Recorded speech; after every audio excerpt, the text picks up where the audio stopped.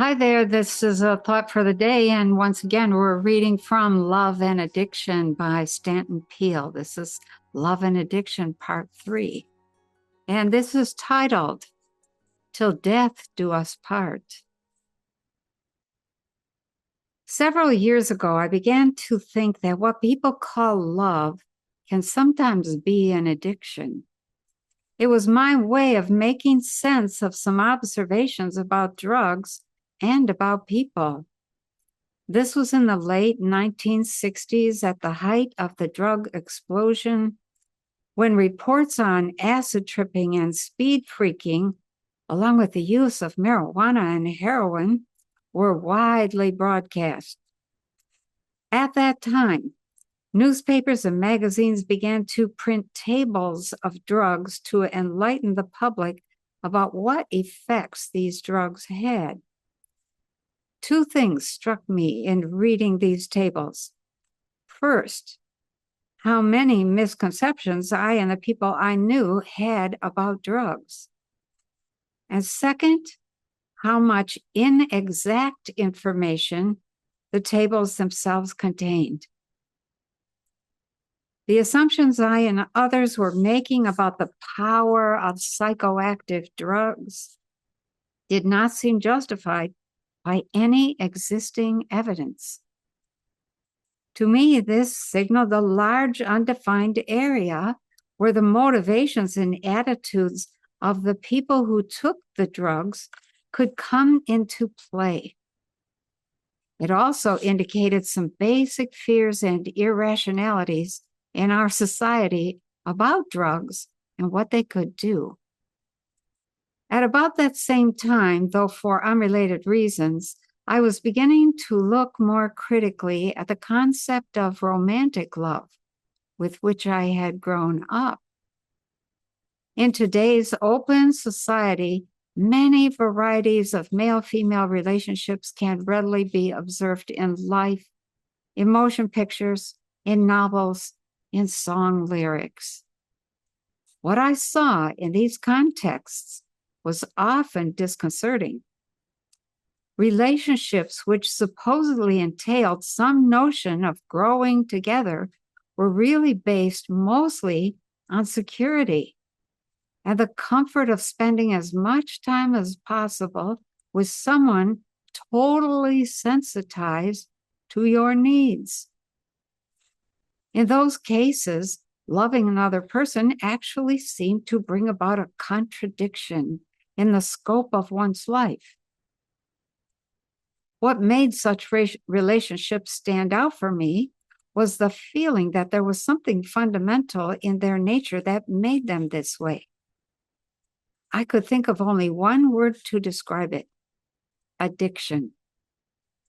The individuals involved were hooked on someone whom they regarded as an object. Their need for the object, their quote-unquote love, was really a dependency. At first, this idea was only a metaphor to me. I didn't try to apply it seriously until I read an account of the daily lives of three married couples. In its lighthearted way, the account indicates that the writer was thinking along much the same lines as I was. So here's what he read. Here's the account he was reading. It's amazing how marriage affects people's use of the telephone. First off, there's Mike and Betty. Whenever I call Mike, even on what amounts to be a business matter, I have to endure long silences, stretching the conversation to twice the length that would otherwise be necessary while he fills Betty in on what I have just said. Still, hers is a benign form of interference. Betty thinks of herself as a friend of mine too, and she might reasonably be said to be expressing an interest in my welfare when she jumps up and down in front of the phone screaming, "What's he saying?" The kind of thing I'm talking about becomes malignant when you try to talk to Herman. We all know Herman's wife hardly ever lets him go to a basketball game. and that when she does let him go, she goes with him and makes him reserve seats far away from his friends. But lately, he can't even carry on a phone conversation without muffling the receiver each time you say something and repeating the message verbatim to his wife so that she can tell him what to say. Janet, too, has her own style of relating over the phone.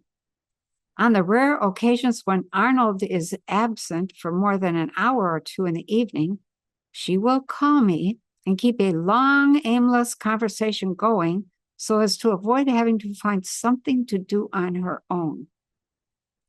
Often, in her desperation to find a substitute, she'll get stoned. A bad move, since it makes 3 hours without Arnold seem like 6. But should Arnold return, even if we've been talking only a short time, or we're in the middle of an important topic, Janet will scream out his name as soon as she hears the key in the door and hang up before I can even say goodbye. The writer of this article then continues with a description of the study habits of 2 of these couples. Janet and Arnold have worked out a modus operandi for studying which contrasts interestingly in its elaborated rigor with Mike and Betty's primitive approach to the same problem. Mike, you see, is known not to resist distractions very well. Even so, Betty does not feel any responsibility to avoid disturbing him while he's studying for finals. So incapable is she of passing time in their apartment without talking to him that she just goes on offering him distractions. And this makes him angry at her. It's a long way from this situation comedy atmosphere to Janet and Arnold's assembly line efficiency. These 2 have a set of rules whereby when one has exams at one time and the other has nothing of comparable urgency, all normal life, including work, acquaintances, freedom of movement, is suspended for the second partner, who must at all times, when the first is actually studying, be A, in the apartment, B, awake, and C, in the same room as the first, though silent, so as to be available to meet the slightest request. My God, what is wrong with all these people? Don't they have any notion of 2 people eating and sleeping and having fun and doing worthwhile things together while maintaining at least some separate studies and interests and separate places in which to carry them out? Or at least while having dignified phone conversations separately? That's the end of the writer's quote that he was reading and saying, oh my gosh, this sounds like addiction. So then Stanton goes on to say, what comes through in the writer's exasperated tone is a sense of waste, of seeing individual identities distorted and individual possibilities circumscribed by an intensely felt pressure to seek security in one other person. It is a universal pattern expressed in a variety of personal styles.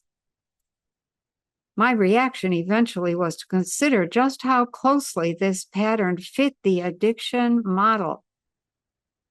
As an illustration, I have put together a composite case which conveys the essence of relationships like the 3 that have been described.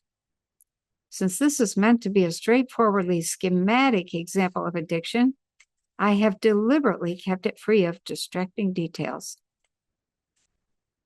In it, there is none of Mike's and Betty's chaotic loving conflict and comical domesticity, none of the coercion worked by Herman's wife, none of Janet and Arnold's bizarre regimentation.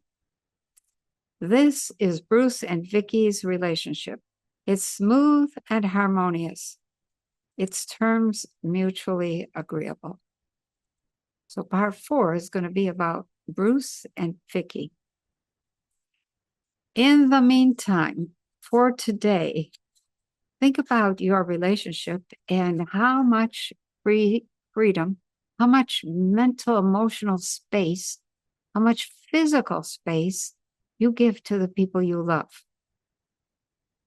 Do you try to control them, confine them, constrict them, circumscribe them? Or do you encourage them to be who they are, go where they need to go, do what they need to do? Think about that. And then give yourself the same permissions to go where you need to go, do what you need to do, be who you are, etc. And have a wonderful day.